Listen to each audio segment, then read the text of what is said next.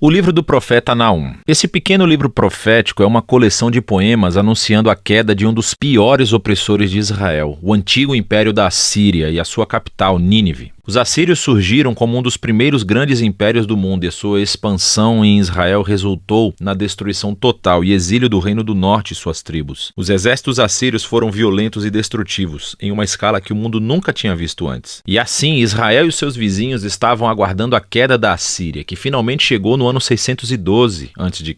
Os babilônios se levantaram e começaram uma rebelião que alcançou Nínive e derrubou o Império Assírio. E assim, o capítulo 2 descreve a queda de Nínive em poesia vívida, e o capítulo 3 explora a queda do Império como um todo. Mas esse livro não é apenas um discurso irado contra os inimigos de Israel. O capítulo introdutório nos mostra que há muito mais acontecendo aqui. O livro abre com um poema incompleto do alfabeto que começou descrevendo uma aparência poderosa da glória de Deus. É muito semelhante a como o livro anterior, Miqueias, começou e como o próximo livro, Abacuque, vai concluir. E é Deus, o Criador Todo-Poderoso, vindo para confrontar as nações e trazer sua justiça ao mal deles. E o poema começa citando a famosa linha da autodescrição de Deus, após o incidente do bezerro de ouro no livro de Êxodo, capítulo 34. O Senhor é tardio em irar-se, e Ele é grande em poder. Ele não vai deixar o mal impune. E assim o resto do poema vai e volta, contrastando o destino das nações violentas e arrogantes com o destino do remanescente fiel de Deus. Quando Deus derruba todos os impérios arrogantes, Ele provê refúgio para aqueles que se humilham perante Ele. Ora, aqui está o que é realmente interessante. Você pensou que esse livro era apenas sobre a Assíria, mas Naum, na verdade, não menciona Nínive ou Assíria no capítulo 1. E quando ele descreve a queda dos bandidos, ele usa a linguagem de Isaías sobre a queda da Babilônia, que aconteceu muito mais tarde na história. E não apenas isso, Naum também descreve a queda dos inimigos como uma boa notícia para o remanescente do povo de Deus. É uma alusão direta às boas novas de Isaías sobre a queda da Babilônia. E assim, todos esses pequenos detalhes do capítulo 1 se juntam para criar um ponto-chave. Para Naum, a queda de Nínive está sendo apresentada como um exemplo, como uma imagem de como Deus atua na história em todas as épocas. Como Ele não permitirá que os impérios arrogantes ou violentos de nosso mundo durem para sempre. E assim, a mensagem de Naum é na verdade muito parecida com a de Daniel. A Assíria está em uma longa linha de impérios violentos ao longo da história. E o destino de Nínive é um memorial ao compromisso de Deus de derrubar os violentos e arrogantes de todas as épocas. Com essa perspectiva do capítulo de abertura, o livro retorna ao foco na Assíria. E assim o capítulo 2 descreve a batalha de Nínive e a queda da cidade em estágios progressivos. Então, primeiro vemos a linha de frente dos soldados babilônicos. E então nós lemos sobre o ataque dos carros. E então o caos nas muralhas da cidade quando a cidade é violada. Depois o massacre do povo de Nínive e logo o saque da cidade. O capítulo 3 continua descrevendo os resultados da queda da cidade pelo império como um todo. Então Naum começa anunciando uma desgraça sobre a cidade cujos reis a construíram com o sangue dos inocentes. É uma imagem de como a injustiça foi construída no próprio sistema que fez a Assíria ter tanto sucesso. Mas a violência deles semeou as sementes da sua própria destruição. E assim a Assíria cairá diante da Babilônia. O livro conclui com uma provocação contra o rei caído da Assíria. Ele está ferido com uma ferida fatal, e dentre todas as nações que ele oprimiu uma vez, ninguém veio para ajudá-lo. Em vez disso, eles cantam e celebram a sua destruição. E é assim que o livro termina. Agora, esse é um livro sombrio, mas é importante ver como a mensagem de Naum aborda os trágicos e perpétuos ciclos de violência e opressão humanas em todas as épocas. A história humana está cheia de tribos e nações se elevando e usando a violência para pegar o que querem, resultando na morte de inocentes. E o livro de Naum usa a Assíria e a Babilônia como exemplos para nos dizer que Deus está entristecido e que se importa com a morte dos inocentes, e que a sua bondade e a sua justiça o obrigam a orquestrar a queda de nações opressoras, e o juízo de Deus sobre o mal é uma boa notícia, a menos, claro, que você seja a Assíria. O que nos traz de volta para a conclusão do poema de abertura do capítulo 1, o que nos diz que o Senhor é bom e um refúgio no dia da aflição. Ele cuida daqueles que se refugiam nele, e assim, o pequeno livro de Naum convida todos os leitores a se humilharem diante da justiça de Deus e a confiar que, em seu tempo, ele derrubará os opressores de todo tempo e lugar.